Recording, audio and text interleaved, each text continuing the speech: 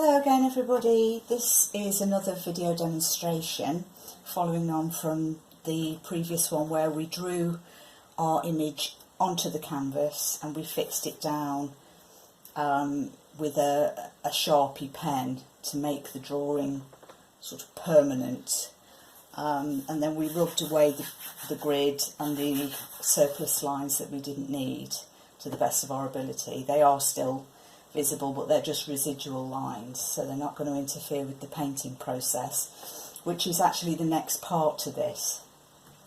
So I'm just going to start by applying a mid-tone ground to the painting as a starting point.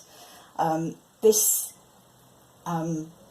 relates back to the chiaroscuro technique that we learned about in the drawing part of the course. So this is kind of the very starting point to painting using the indirect method, which is my preferred method of painting, whereby you build in layers, thin semi-transparent layers. Okay, so I'm going to start by using this colour. It's called Burnt Sienna. I use it because I particularly like it for its warmth. It's kind of semi-transparency. It also provides a really nice mid-tone to work out of. So what I've done, as you can see, is I've just put a little bit in my tray, and I'm going to spray, hopefully, yes, I'm going to spray onto there just to soften it off a bit, because I don't want it to be thick when it goes, when I paint it on. Okay, so that should be enough. As you can see, there's some water in there, and I'm just going to get some on. I'm just going to use one of these cheap foam tip brushes. I think they're quite useful for this technique, for covering a large area. You can use a rag as well, or just, you know, a broad brush, but I prefer these. So I've got some on the tip there, and I'm just going to go straight over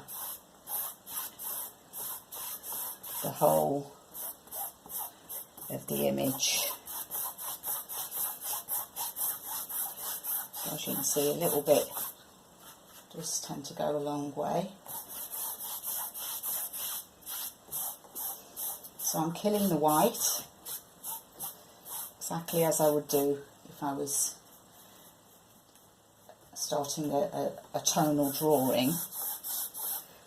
This is how I approach doing sort of a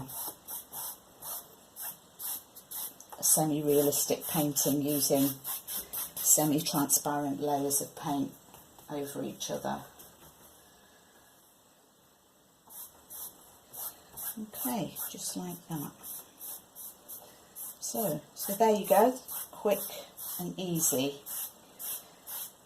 So the next part to this, I need to come back, because this needs to completely dry back before I show you the next stage, which is how to start working with the base tones.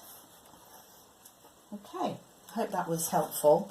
As I say, I'll sign off now and come back when this is completely dry, and I'll start the next stage.